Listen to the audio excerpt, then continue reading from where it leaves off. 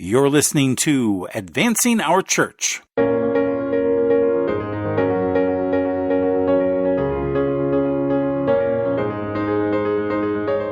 Welcome to Advancing Our Church, a Changing Our World podcast about Catholic stewardship, leadership, and advancement. And I'm your host, Jim Friend.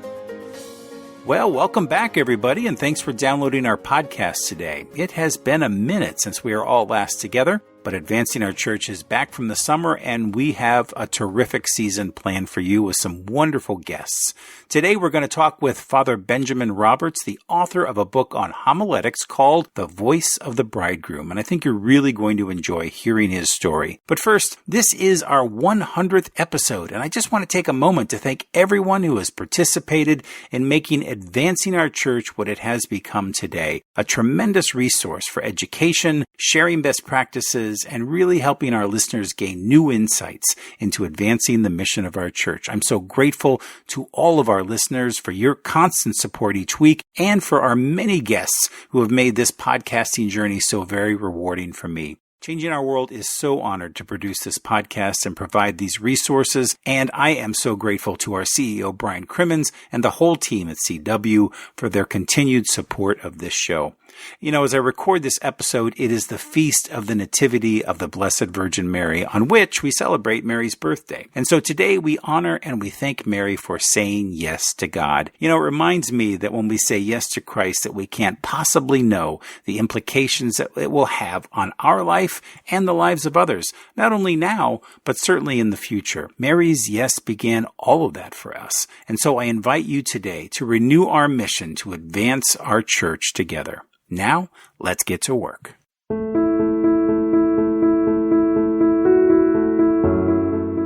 This week, I had the opportunity to talk with Father Benjamin Roberts via Zoom about many topics, but I think you're really going to enjoy not only his own story of conversion to our faith, but also how his journey as a priest has enhanced his preaching. He talks about the priest's spousal relationship with his parish and how this has a tremendous impact not only on his ability to preach, but maybe even more basic, his ability to connect to the people of his parish.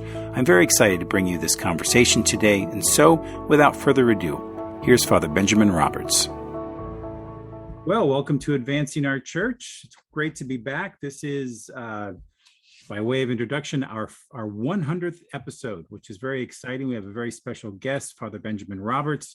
Welcome, Father. So glad to have you here today. It's good to be here, Jim. So Father Roberts is a priest of the Catholic Diocese of Charlotte. He's a pastor of Our Lad of Lourdes Catholic Church in Monroe. He holds a doctorate in preaching from the Aquinas Institute of Theology in St. Louis.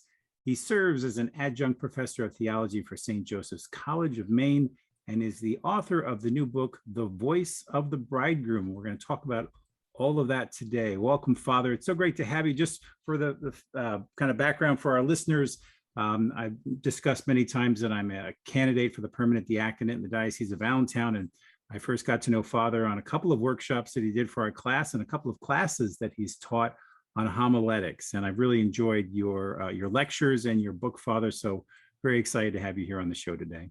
Again, it's wonderful to be here, and it's a joy to always work with some of my former students, and current students for that matter. Exactly. I think we're having you back before my journey is done. So that's great. So Father, one of the things that we have in common is that you are also a convert to Catholicism. And I thought, just for the benefit of our listeners, maybe you could tell us a little bit about your own faith journey and how you found your vocation into the priesthood. Well, I was baptized in the Episcopal Church. I was 3 months old, and in fact, I was baptized at the Easter Vigil in 1977. I was 3 months old at that point.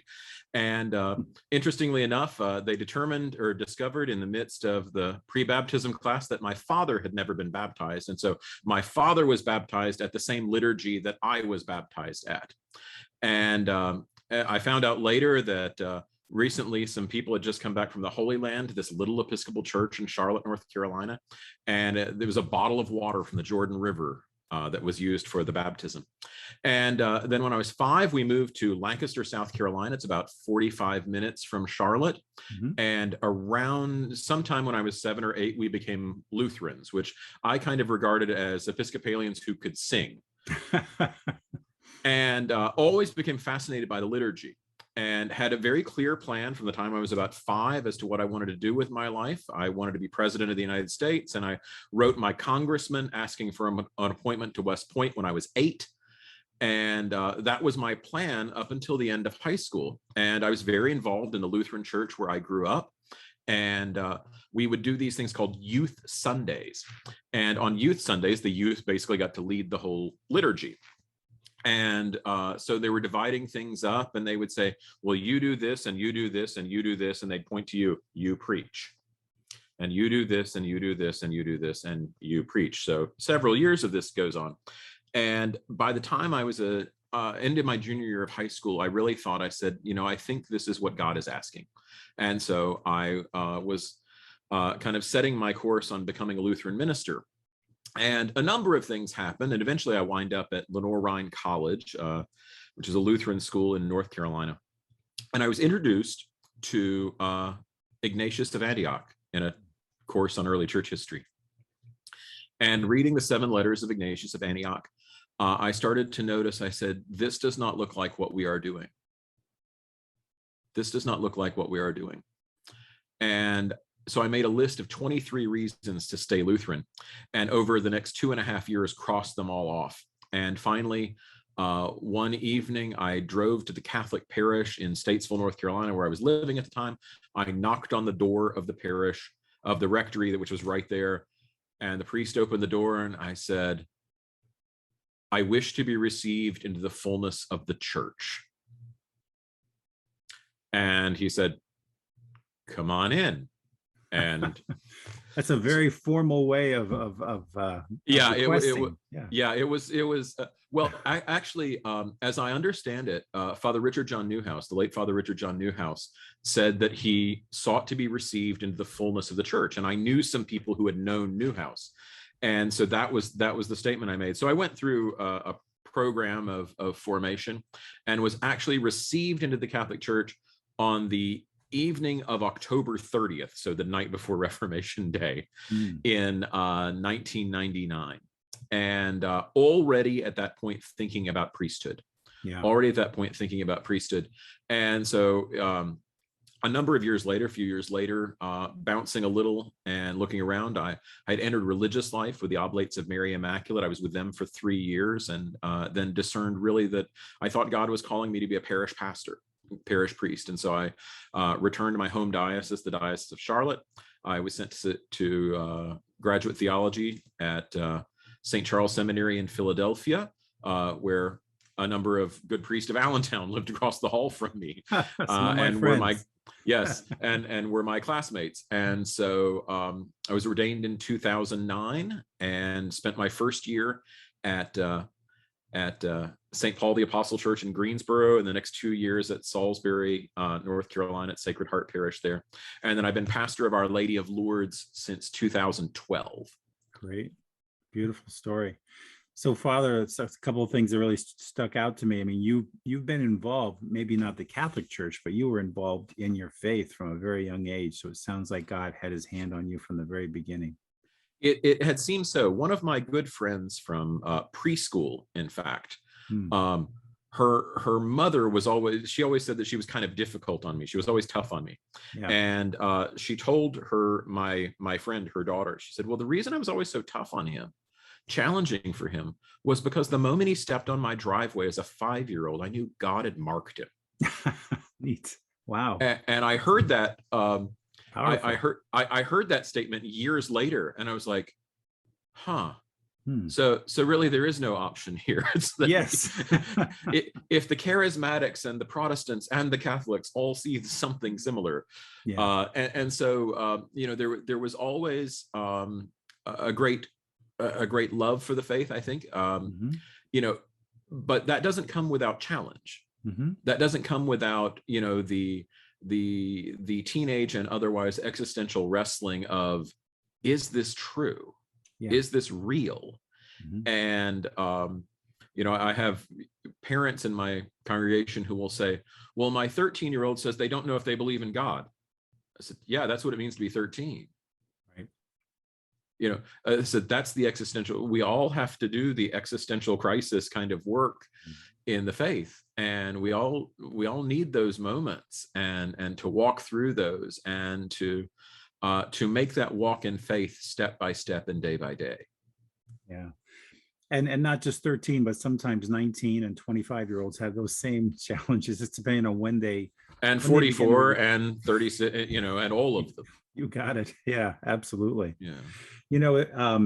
I had, similar situation being brought up in the church. And then, when I was 12, we converted to Catholicism as a family. So you were a little bit older than I was, and you did this on your own.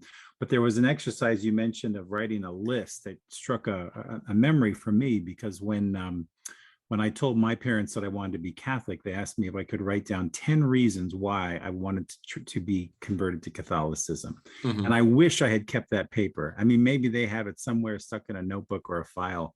But I sat down with my dad on the bed, and we read through the list, just the two of us in my room.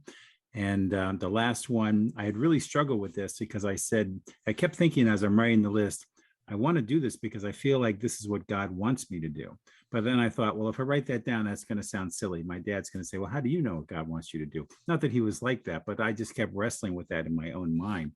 And I put that as the last one. And he read through the list and he said, He said, if you hadn't written that last one down, I probably wouldn't have let you become Catholic, because that means you're having a conversation with God about this. And I'm not going to stand in the way if you and God feel that this is the way you should go. So there is something about writing that list and really putting it on paper and looking at it that makes it more real and visceral. So beautiful. And it takes the challenges seriously. It does. Absolutely. Absolutely.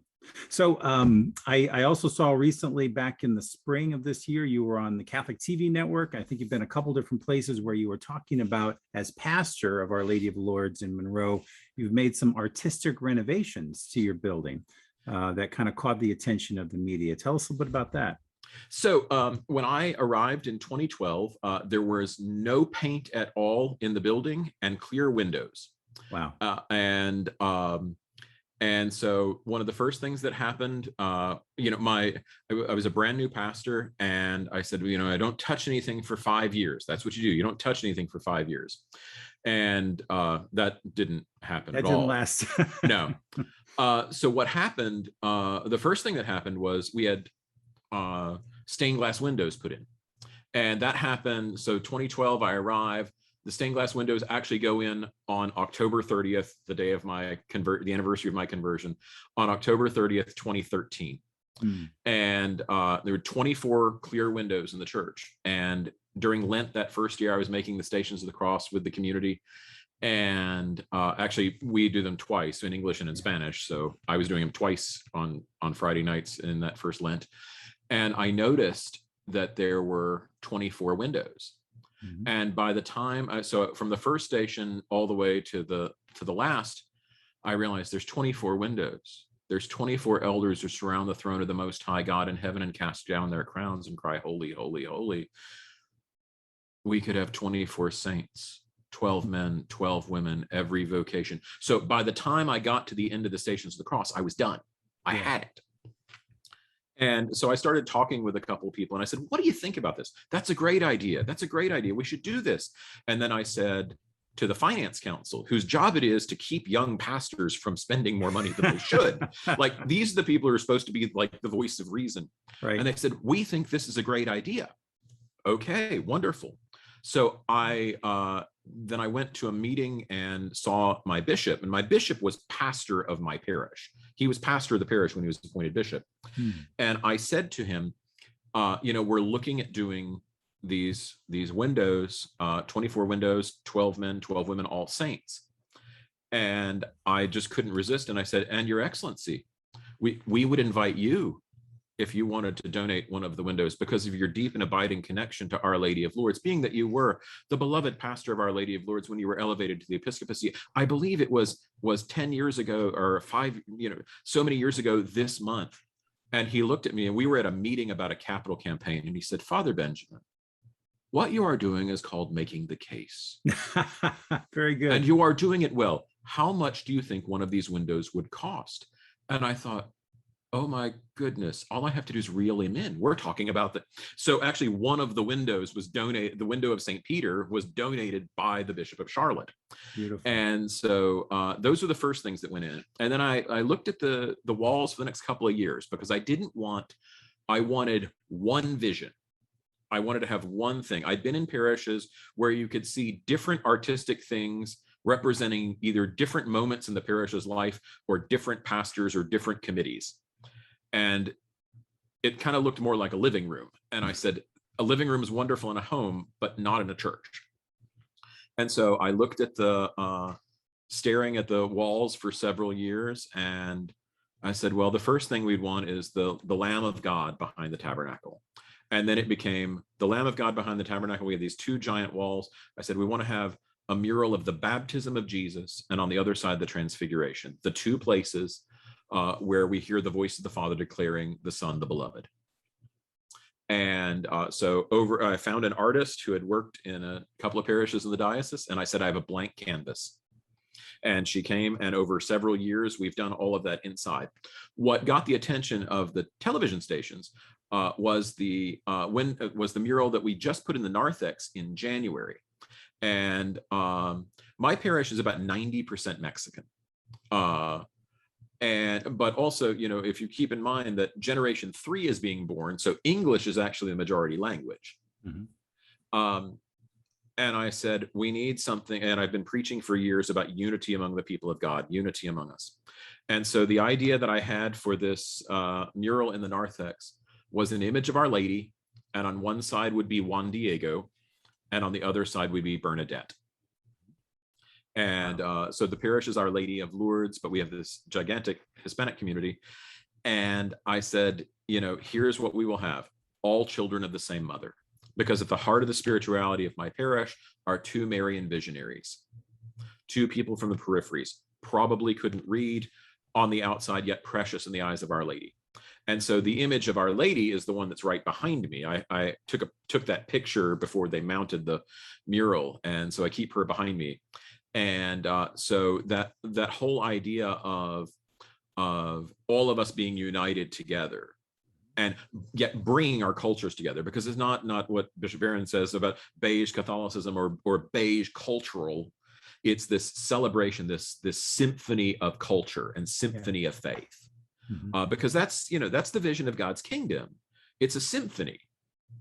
That's the vision of God's kingdom. It's a symphony. And so in that symphonic unity. And so what I talk about with our building then is that our building preaches in the language of beauty. That it preaches in the language of beauty. And that became like central to everything. I mean, preaching from the pulpit, which obviously I am passionate about, but also that we can preach in this language of beauty, and allow, even if you walk into the church and it's silent, the building's still preaching. Mm-hmm. What I found interesting was that right after we put the windows in, almost all of the confirmation candidates picked their saints from the windows. Wonderful. And yeah. So perfect. Oh, yeah. Wow. And I know you did a walking tour for the Diocese of Charlotte's YouTube page. We'll have to make sure we get a link from that and put that in when we post this episode. Yeah. The Catholic News Herald, our diocesan newspaper, did a splendid, just a magnificent job, both in English and in Spanish. You can mm-hmm. see can see that tour. Mm-hmm. That's wonderful. And so you really you captured more of the community, and you brought forth the faith in a more visual way, and mm-hmm. I'm sure that only adds to the worship and to the sense of community and belonging too. I'm curious, from a fundraising perspective, since obviously you're so good at stating the case for support, did you have to actually do a campaign for this, or did you just kind of for the windows, we allowed donations. Yeah. So people, and I said, you have to call the office. And because I didn't want anybody telling me in the narthex, yeah, I'll take a window. I said, everybody's got to call the office. That way it was set that way. And it's not a wealthy parish. We're a community of relatively small donations. Yeah. And it was in 3 days that all the windows were sold. Amazing. As far as all of the artwork, I decided that I did not want to go to people, as I'm sure I could have, both in my parish and outside, because, you know, as a priest, you meet people and say, anything I ever do for your parish, let me know. Right. And I said, the artwork in the church will be the work of the whole community. The artwork of the church will be the work of the whole community. No one's name is going on anything.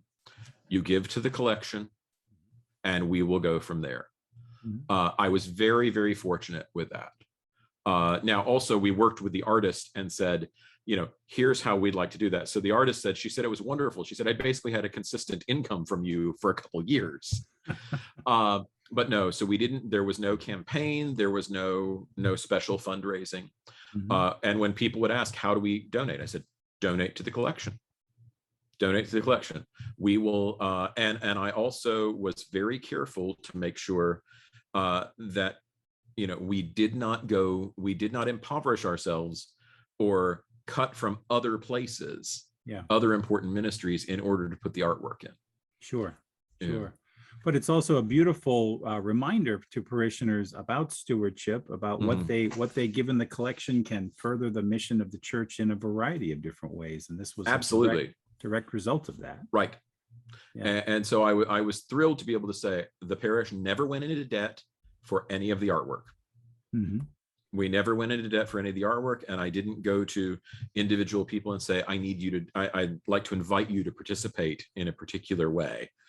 I wanted it to be the work of the whole community. Wonderful. So, Father, you have a kind of a unique doctorate, I think. I don't know how many folks have a doctorate in preaching. What led you in this direction? And of course, that leads to the topic of your book. But how did you kind of come to the decision you'd like to really specialize in this area of ministry? Well, from the time I entered seminary, I wanted to be a canon lawyer. Wow. Okay. From the time I entered seminary, I wanted to be a canon lawyer. And that's, you know, I did an extra course in college on the philosophy of law and all of these, you know, all of these things. Yeah. And then at the end of my second assignment, you know, they asked, what do you want to do? I said, well, I could go be a pastor, or I'd be happy to go study canon law. Yeah. And my pastor, who was on the personnel board, said, really, you're interested in canon law? My pastor at the time was the judicial vicar of the diocese. And my bishop had been the judicial vicar of the diocese. And so when both of them said, really, you're interested in this? I thought, God doesn't will this. So one day I was having a talk with my sister, and she and my mother have this really, really, neither of them Catholic, have this really, really clear sense of my vocation at times. And I was talking with my sister and I said, well, you know, I'm thinking about maybe I can get to do some further studies. And she said, well, I guess you want to be a church lawyer, right? And I said, well, maybe, but there's this doctoral program in preaching. And I'm kind of thinking about that. And she said, big brother, that's what you should be doing.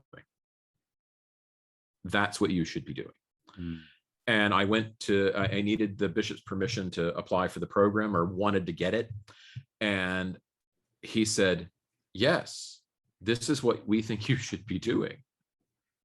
And now, when I was in seminary, there was a homiletics award every year, and I won it every year. So I probably should have been thinking more about this for a little longer. Yeah. So that's kind of how that happened. I wanted to do more study. I loved being a pastor, so I wasn't the option of going away to school for a couple of years simply wasn't going to happen. And so Aquinas Institute is the only Catholic institution in the entire world that has a doctorate in preaching. Got it. And so I applied to their program and started in 2014. The interesting thing about that, I was 5 years ordained at that point. And that's kind of a marker for priest. And I was sensing the need to go back to school, to do some more study, to really do some renewing stuff. And so I was really excited about doing that. And that's kind of how that happened. So there was this, I always said that, I wanted to be a lawyer, and I wound up being a trial attorney, because the homilist is actually the one who makes the case. Right. and and so that's kind of how that came about, and recognized, I said, no, this is what the Lord has desired. And all of when I checked with former faculty members and parishioners to write references, they said, this is what you should be doing. Yeah. Well, clearly, you have a wonderful talent in it, and your family and your classmates recognized that early on. It's interesting, as I was reading the book a little bit, you indicated that, I think it was in the introduction, that you had kind of hit what you felt like was a bit of a wall, or like a 7-year itch, where you were losing a little bit of the fire you had for preaching, and that maybe this was a way to work through that. Tell us, and you described, it was almost like the 7-year itch that people describe in marriage. It's kind of, you mentioned this need for renewal. I think we've all, either whether we've been in a job or ministry or whatever we've done for a long time, we need that. We need something new or something fresh to revitalize our passion for it. Tell us a little bit about that. So priests, it turns out, hit the same benchmarks as married couples. Sure. 2, 7, 13, 18, 25. We hit the same benchmarks. If you look at when guys leave ministry, it's the same time when couples get divorced. Wow. Almost 2, 7, 13, 18, 25. And I remember that right after I'd started the doctoral program, I was burning out, and it wasn't simply because of schoolwork. I just, and the symptom that I saw was I stopped prepping Sunday homilies. Oh. I was still preaching every week, and I was still getting by because I could, but I was no longer being nourished. And I talked with one of the, my neighboring pastor, one of my neighboring pastors is the priest who answered the door those years ago when I said I wish to be received in the fullness of the church. And I said to him, I said, I don't know what's going on. And he said, you're a good priest, you'll be fine. And he said, wait, how long have you been ordained? And I said, I just celebrated my 6th anniversary, so I'm in my 7th year. He said, oh, that's normal. Take a couple of days off, you'll be fine. Okay. A couple of months later, I'm talking with the other priest at our priest retreat, and discovered that guys who ordained less than 5 years had no idea what I was talking about, and everybody who was ordained more than 10 years knew exactly what I was talking about. Sure. Several priests I talked to said that year 7 of their ministry was one of the worst of their lives. Right around that time. So it all hit. And then I was talking with some friends of mine, a married couple, and I said, it turns out this, and they looked at me and they said, yeah, 7 years. It's just like marriage. And so at that moment, I had this insight of that the connection in preaching or the connection in ministry was so much connected with this experience of marriage. And John Paul II had given us this notion of the priest as bridegroom of the church, which had always been kind of foundational for me. And so I was thinking about that theologically, but now I had something pastorally and practical that needed addressing. And what we find in preaching is that, once you get through the 3-year cycle twice, then it's like, what more is there to say? Right. And you got to find a new way to approach it, because it's very easy to settle into, what's the difference between a rut and a groove? Like, I mean, existentially, they're quite different. Physically, they're not. Right. And so it's pretty easy to, especially with preaching, with all of the responsibilities. As a pastor, I could easily have a week where I would spend more time looking at a roofing contract than I would at the gospel. That is not me suggesting that pastors shouldn't be looking at roofing contracts and everything else. I completely believe that our responsibility for some of the temporal affairs of the parish is what keeps our preaching grounded. It would be if I didn't have to think about the light bill and everything else in my church, then I'm not sure it would occur to me that you have to think about the light bill in your house when I'm approaching the scriptures. Very good. Yeah. Augustine says that, while he hated all of the temporal stuff that he had to do, it was part of what kept his preaching grounded. And so seeking this sense of renewal, and then what might be a sense of renewal for priests in their second 5 years of ministry. And so that's how the project develops that way. So I have this theological insight of priest as bridegroom of the church, and then how does that impact preaching? And then what do we do with that? What do we do with that? Well, priests who've been preaching for a little while, especially pastors, because like I'm on my 4th trip through the lectionary now with this congregation. And we're all at different points now than we were 9 years ago. There might be insights or scriptural exegesis that is useful, but the fact of the matter is we're at a very different moment in our life and our walk together. And I wanted to think about how do we deepen that relationship. And so what convinced me and what renewed my preaching was what one of the people who Dr. Chapp, who's put on the back of my book, she said, this is not a how-to book, it's a for whom. And when you move preaching from the how-to to the for whom, then it replaces preaching in the context of a relationship. And when you recognize, as you've heard me say many times, we preach in the context of several relationships. We have a relationship to the sacred text. We have a relationship to the church. We have a relationship to the Trinity, but we also have a relationship to a particular community. I remember starting to write my homilies when I was a new priest and thinking, I want this homily to be preached in any parish in the world this weekend, and that would do just fine. And I now think, wow, that's really not what I should be about. I'm speaking to a particular group of people, at a particular moment. So that's where the renewal piece came in. And as I deepened my relationship and my understanding of the relationship between the priest and the community, and how preaching becomes then an expression of spousal love, that it is the love of Christ that he pours out for his bride. And that preaching is, in fact, an integral part of that act.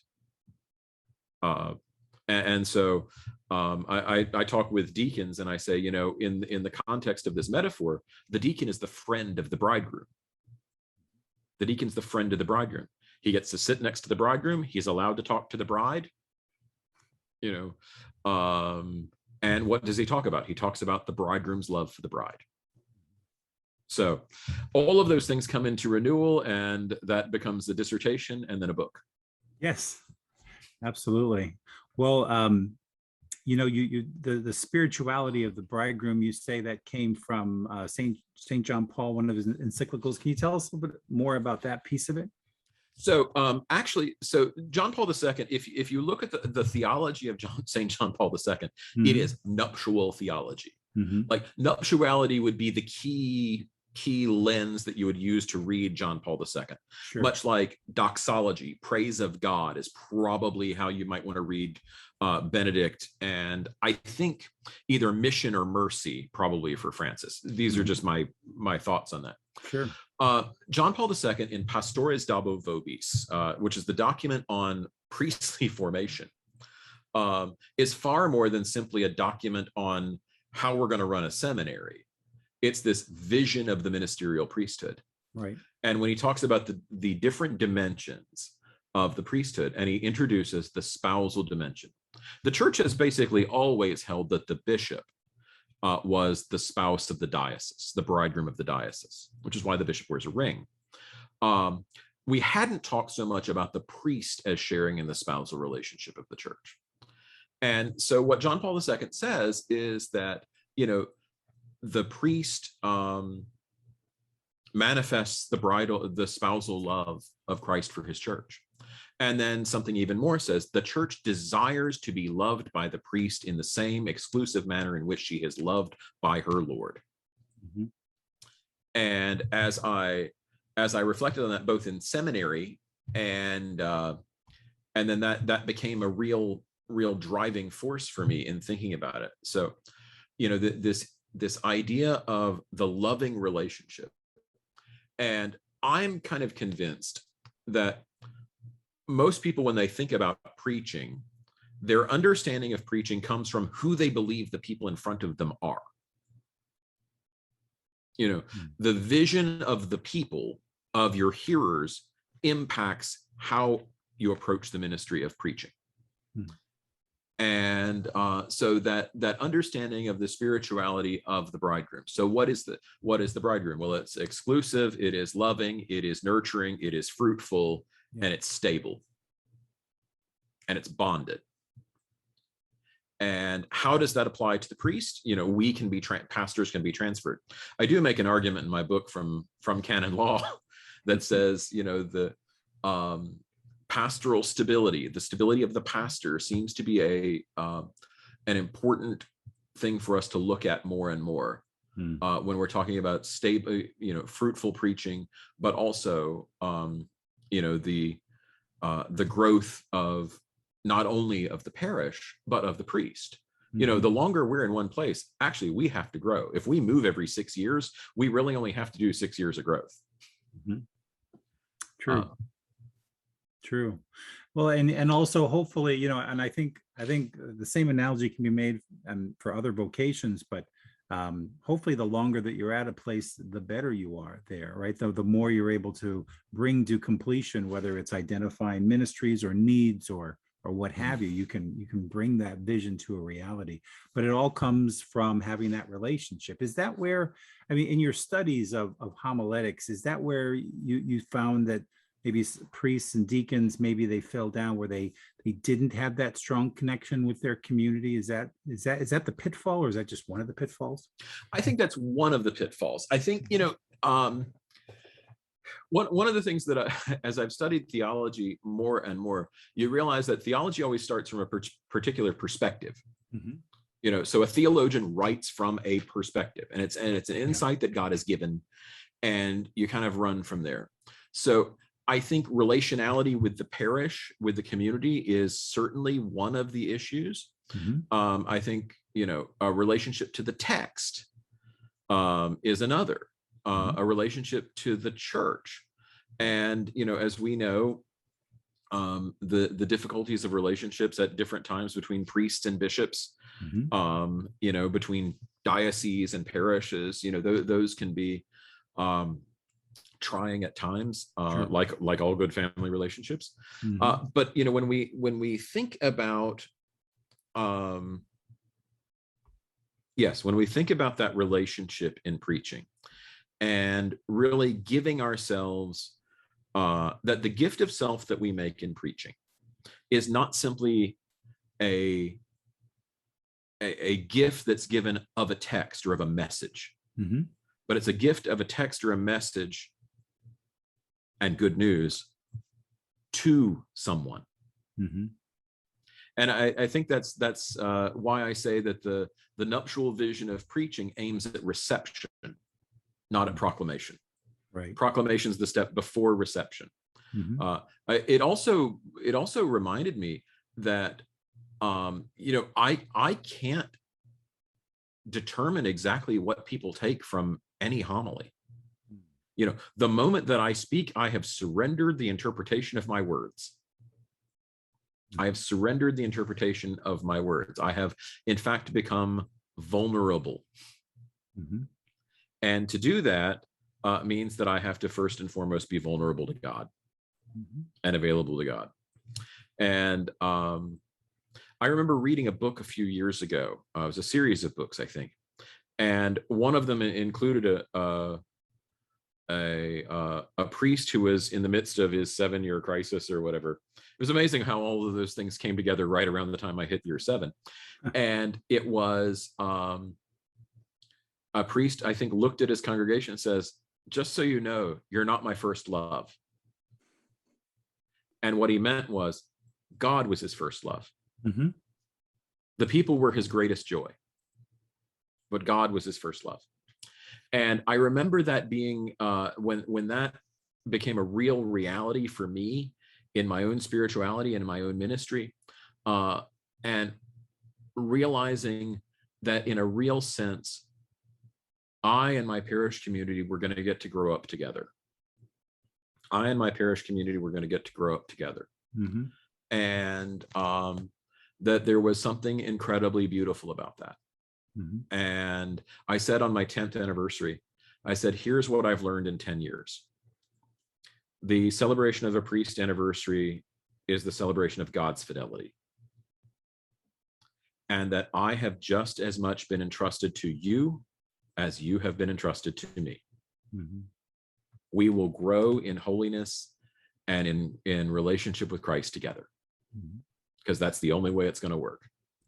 I remember the first priest retreat I went on after I was ordained, and the priest said this main thing I remember from his talks, and he said he was a pastor of a parish somewhere in Pennsylvania, and he said a man he knew pretty well came up to him and said, "You know, Father, you're a good priest." And he said, "Well, thank you." And he said, "But you're never going to be a great priest."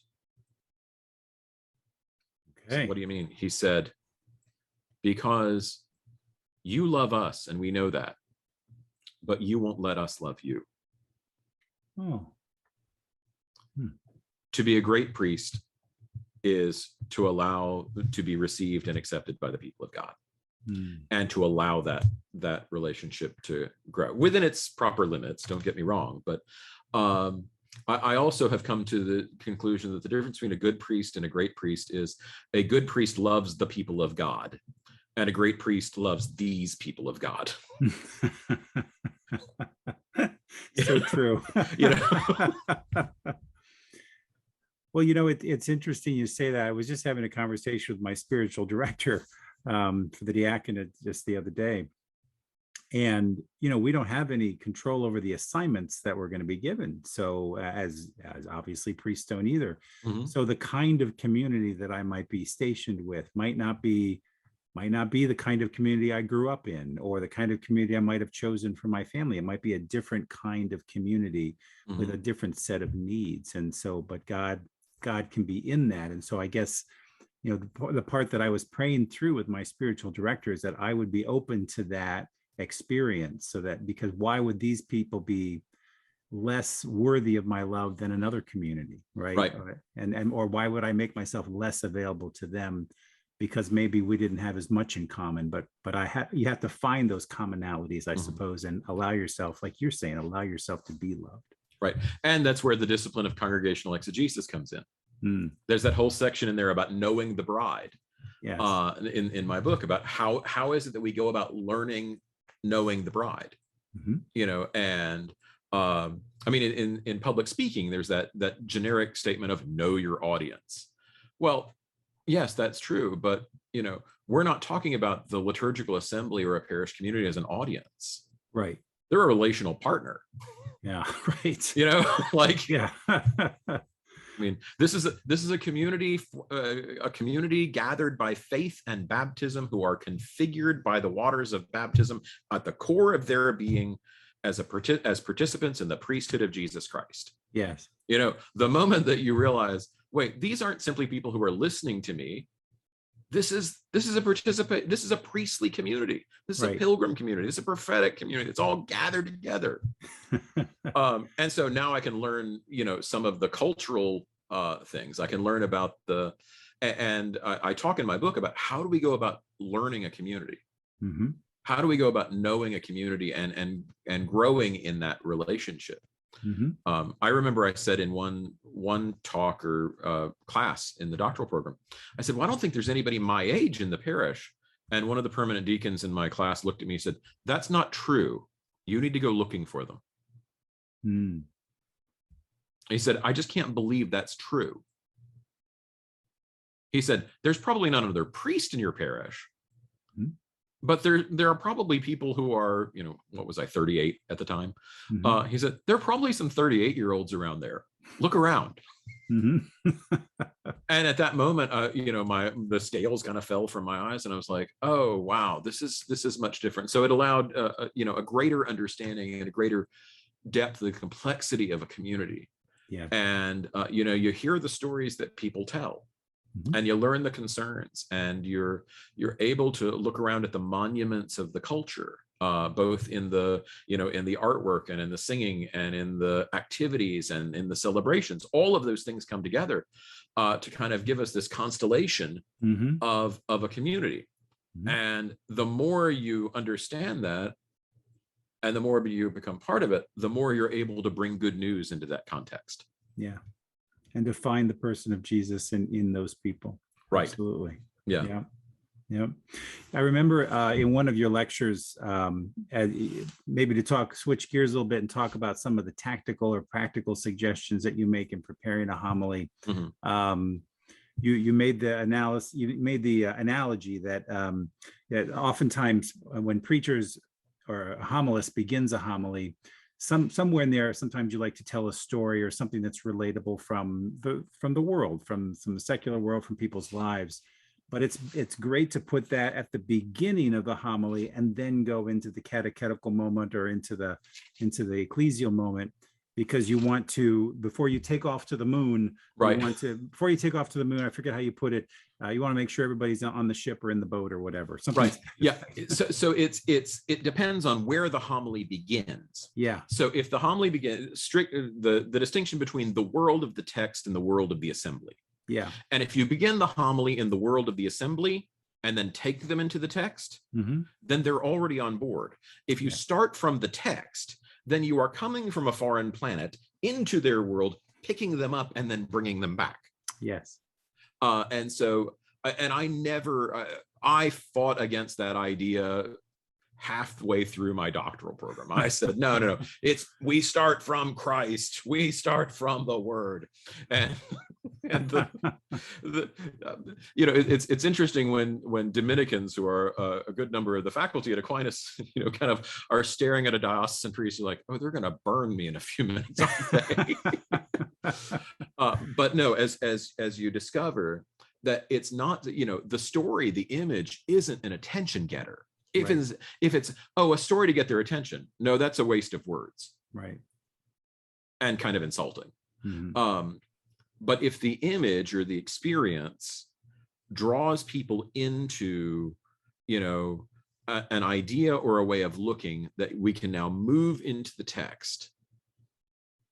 This past weekend, I started my homily with, "My father is the wisest man that I know." And I shared something that my father had said to me when I was in my early 20s.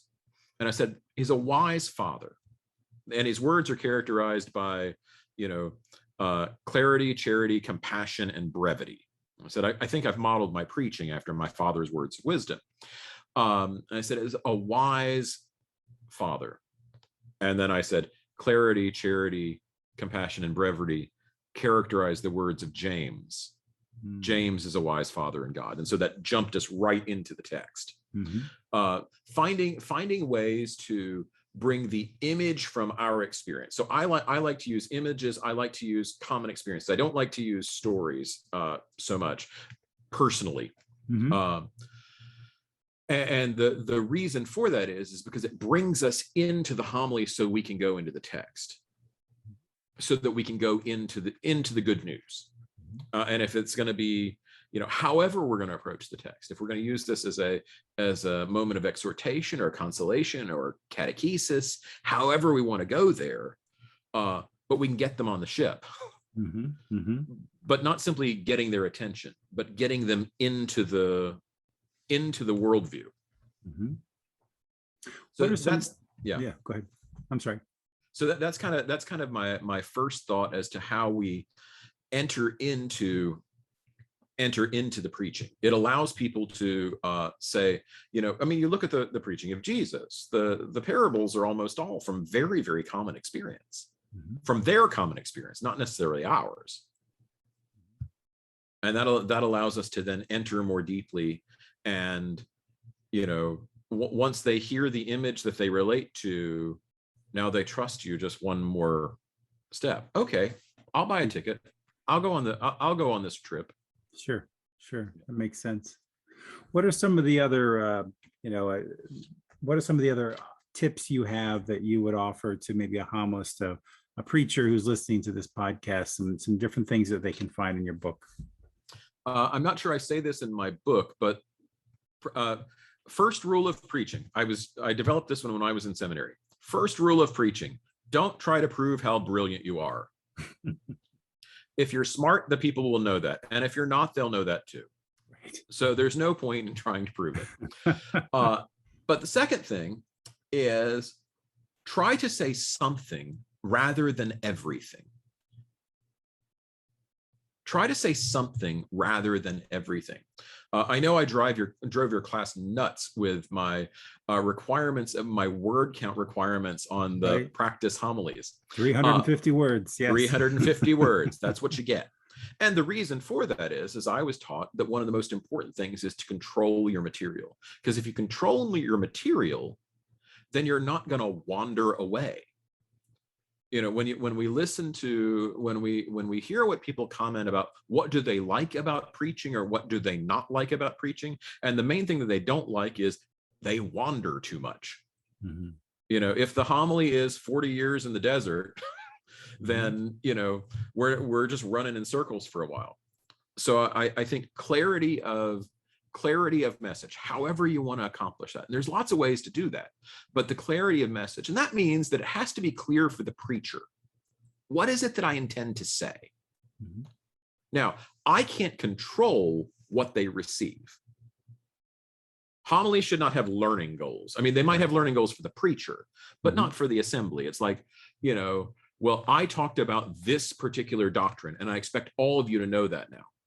Well, no, I talked about this particular doctrine, and if that opened up something in your life where you experienced a moment of grace, then praise God. Mm-hmm. Whether you understand what I was talking about with prevenient grace or not. You know, if this facilitated an encounter for you at this time, which prepared you then to participate in the Eucharist and receive the risen Lord, God is praised. Yes. Different from a lecture. And I think that's the chief difference from a lecture. You know, in a lecture, we have specific things that we want the assembly, the class, to know at the end. With a homily, it's a little more propositional. You know, I can propose some things to you. I can invite your participation.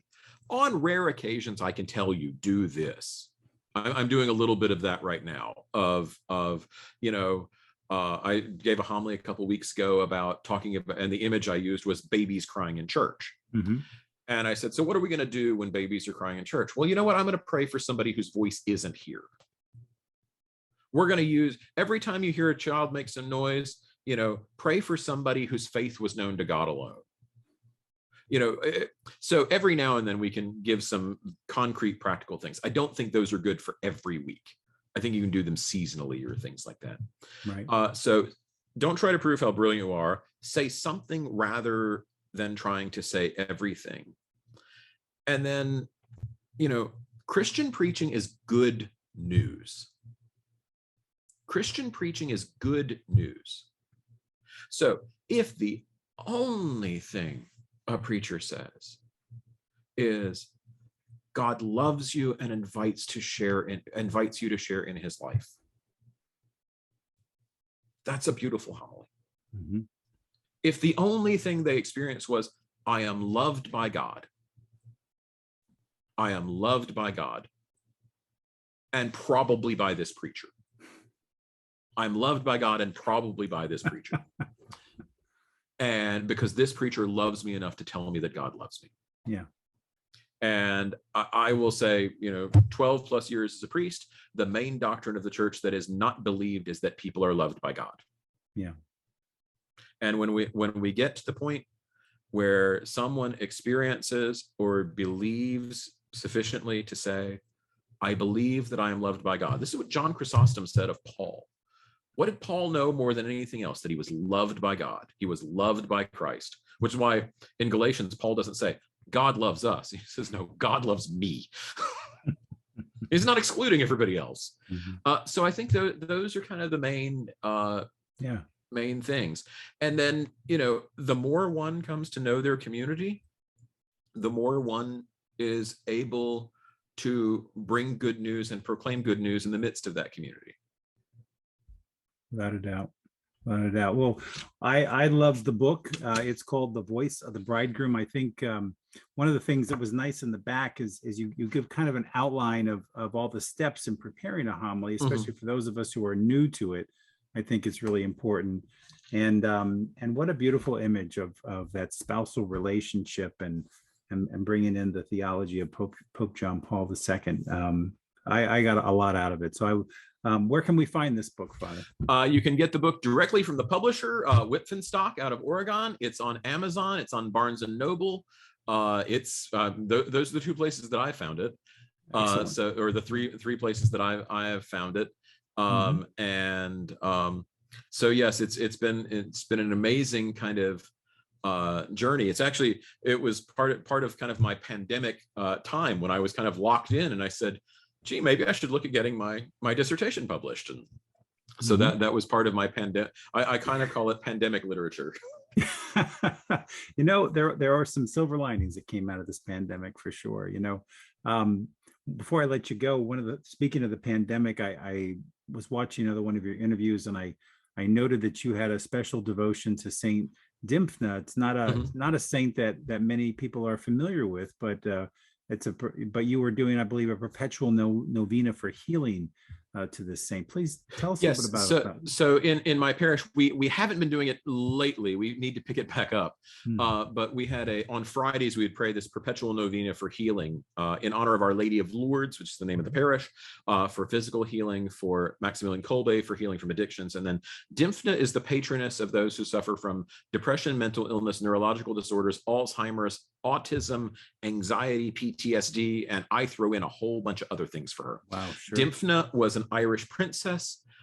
She was killed by her father when she was 15 years old. And she was killed in Belgium. And the city in Belgium, Giel, became the center for the treatment of the mentally ill for about 1,000 years. I came to know St. Dymfna as I was becoming a Catholic. And for a number of quite personal reasons, I have great devotion to her. And I promised St. Dymfna when I entered seminary that if I got ordained to the priesthood, I would promote devotion to her and I would make pilgrimages to her shrine.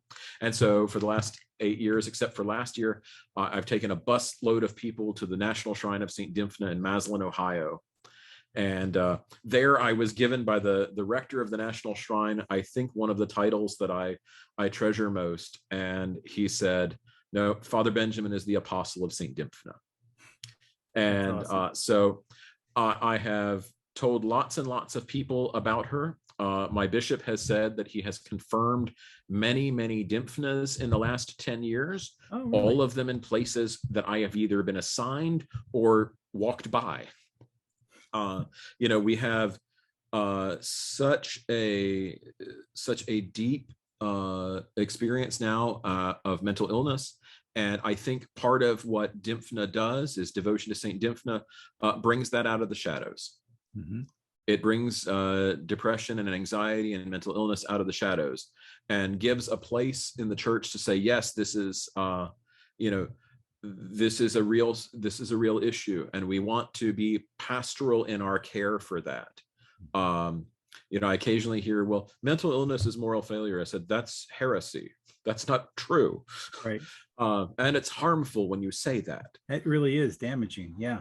Yeah. So I have, the first of the stained glass windows, the one that's right across from my chair, is St. Dymfna. So I can see her from the celebrant's chair. And yes, that I did that interview with, I think, Good Catholic. It's on their YouTube page. So we'll provide a link to that. It's such an important topic, especially today. So many more people are dealing with, because of being locked down in the pandemic, more serious addictions and anxiety and depression, much more prevalent in our society. Fortunately, through different kinds of video conferencing, counseling has become much more available, but it's nice to know there's a saint also that we can pray to for guidance and for intervention. And she is absolutely wonderful. She is absolutely wonderful. I will tell you that, yes, I keep her busy. I'll put it that way. Excellent. Well, Father, it was wonderful having you on the podcast. So glad you could celebrate my 100th episode with me. On Our Lady's birthday. On Our Lady's birthday, exactly. That's right. The Feast of the Nativity. And again, Father Ben Roberts, it's the voice of the Bridegroom. Father, where can they find you on Facebook or on your website or email? So they can find the parish. It's Our Lady of Lourdes Catholic Church Monroe is our parish Facebook page. Yep. You can find me on Twitter at FR_Benjamin. Mhm. I think I'm on Instagram. Yeah, I'm on Instagram, Father Benjamin 2009, I think. Okay. And then the parish website for our parish is Our Lady Monroe, Great. ourladymonroe.org. Excellent. Excellent. We'll put Yes. links to all that in our show notes of this episode. And again, Father, thank you so much for joining us. It was a pleasure having this conversation. Thank you. It's been great to be with you, Jim. Thank you for the opportunity. Thank you. I want to thank Father Roberts for being on our show this week. I will leave links in our show notes to his parish and how to purchase his book, The Voice of the Bridegroom. And if you'd like to view the full video presentation of our conversation, please visit the show's episode page on advancingourchurch.com. Well, that's our show this week. Many thanks to the Changing Our World podcast team and to Podastery Studios for another great show. And if you're looking for a way to say thank you to Advancing Our Church this year, do me a quick favor. Leave us a rating on iTunes. That small show of support goes a long way and helps spread the word about our show. And if you'd like more information about our show, please visit us at advancingourchurch.com, or you can follow us on Facebook, Twitter, Instagram, or YouTube. Advancing Our Church is a production of Changing Our World, and we are a fundraising and social impact consulting firm that has been advising both nonprofits and corporations for more than 2 decades. For more information, please visit us at changingourworld.com. Well, that's it for me, everybody. I hope you have a terrific week. And if you happen to be in Orlando this week and you're going to the International Catholic Stewardship Conference, I hope you'll stop by booth 314 and say hello. And if not, we'll see you next week, same time here on advancingourchurch.com. Have a great week, everybody. Take care and God bless.